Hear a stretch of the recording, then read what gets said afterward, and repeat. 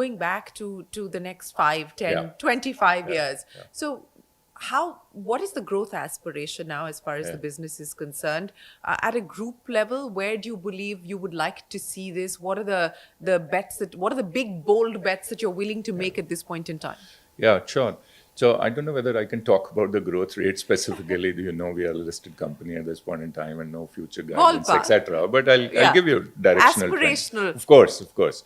No, so I'll tell you directionally the way we are thinking about it. I think for the foreseeable future in the internet world, maybe 5 years, maybe 10 years, we think there is an opportunity for MakeMyTrip as a group to grow higher than the industry growth rate. Now, whether it is 1.5x of the industry growth rate or 2x, time will only tell. But let's say the industry growth rate is X, then we will definitely be higher than that. And that is likely to be across all the businesses, even the matured businesses that we have. The other, places where we see an opportunity where there is under-penetration, where those are younger businesses, relatively low base, the opportunity is higher, and even the growth rate is going to be higher. So I'll give you a few. Like I think Deep was mentioning earlier, overall eco business still is under-penetrated in India, but also the international business. And I don't think it's going to come at the cost of domestic market, because the size of the domestic market is also really, really high, whether it is international flights or international hotels. Within the overall eco business is also alternative accommodation, because there's so much of new supply coming into the market of the villas, the hostels, the homestays, huge. And that's going to sort of drive the new wave of growth as well.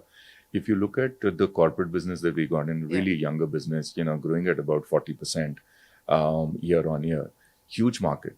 If you look at the total size of the pie, the corporate business is about 30% of the total pie, and we just have small share of that. So we will continue to keep scaling that business up. Activities and experiences in destination activities and experiences is another new bet that we are taking. We are also looking to bring, by the way, cruises on our platform. So, I think the vision which was always there, that we want to be one-stop shop for all the travel needs. Now, we including all the ancillaries, whatever, whether it is Forex or it is visas or the consumer loan, or, you want curated, holidays, or you want a la carte booking, all modes of transport. We recently invested in intercity cab use case in Savari as well. And we think that on the back of infrastructure improvement that is happening in the country, the road infrastructure particularly, that is going to be another space, because it's really fragmented at this point in time. So if you look at all of this put together, whether it's international or the overall accommodation, alternative accommodation experiences, the holidays business, the corporate business, the plate is frankly full. And then not to forget about, now expanding UAE, GCC sort of business from UAE to KSA as well. And, and by the way, I just wanted to also share, and let's talk about the Redbus business, our overall ground transport business. In fact, the Redbus management team, Prakash, who's the CEO there, is overseeing the overall ground transport business for us. That playbook we have actually taken to the international destinations already, just the bus booking platform. We are already the market leader in Malaysia and Singapore. And we are investing in places like Indonesia and Vietnam, and we are also in Latin America there, right? Believe it or not. So we want to take that playbook. So the international playbook is going to be limited. Let's say Redbus, that international playbook, and the OTA market is going to be regional to start with. And we don't really want to completely change it to become like a global platform. The new thing that we've done, and that is to cater to the Indian diaspora market globally, is to become GDPR compliant. So we are now, accessible at 150 from 150 countries. And now anywhere to anywhere booking can happen. But, the way we are trying to position it, to first organically get all the Indian diaspora, which is spread out. Because I think it's a very big opportunity there as well. And we'll get that organically, because MakeMyTrip brand is popular with Indians, right? So when they come here, they're all our customers, and we're going to use that. And talking about customers, by the way, the other thing that we should have mentioned perhaps was also, the high point for us is about 80 million customers who've transacted with us. Right, over the course of the year. Over the course, this is the live to date customers. And every year we will have about 121 million bookings. It's about 20 million customers, right? So, literally about some 230 bookings a day, about 4,000 people not day, 230 bookings a minute. A minute. And about 4,000 people on platform every minute, like all three brands put together.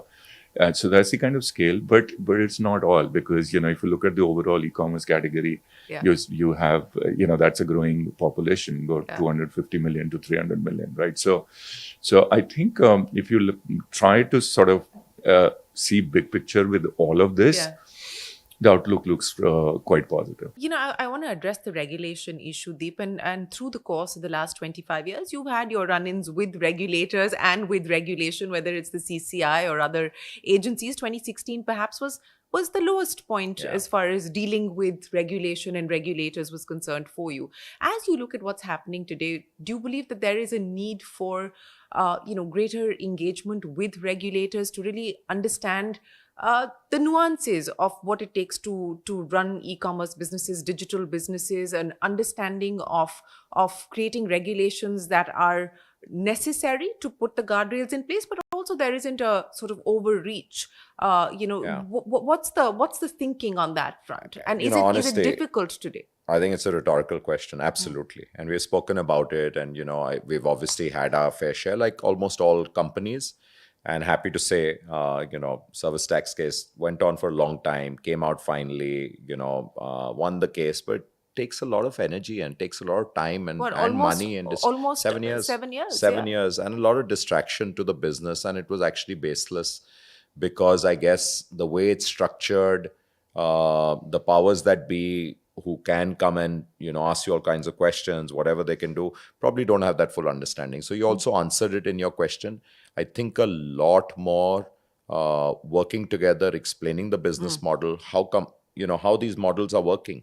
Are they very different? In some cases, yes, from traditional models to understand, but the fact is that these are contributing a lot to the economy, paying a lot in taxes, giving a lot of employment. So please understand this new sector and let's figure out a smart way. Like you explain what is required, and we will explain what the companies are going to do. And then, so at least the way, the overreach is definitely. But that was a shock back to the system, wasn't it? I mean, you actually had a situation where one of your senior employees was put behind bars on account of this. Yeah, 3 nights. Yeah. It was a low point for sure, but it's happy to say that came out of it stronger. But this is happening all around, and I think it's just because if there was better understanding, it would be better. And across sectors, not just specific to the travel sector. Oh yeah, I think it's more about I think it's more about, not so much about travel. It's more about the new economy. Yeah. How the new economy works. Yeah, I think it's important. I think it might be, just maybe one of the areas. I mean, there's a lot of engagement. I mean, wearing industry there's a lot of engagement of late is happening. So I don't think to be fair. But maybe there is need not to deviate from the fundamentals of the law as well, right? So let us say whether it is consumers are the same consumers, whether they are e-commerce consumers or offline consumers. Products and services that are being serviced or sold are the same products. They're not very different. The concept of businesses, the monopolies, or whatever, or data privacy, etc., are not very different, right?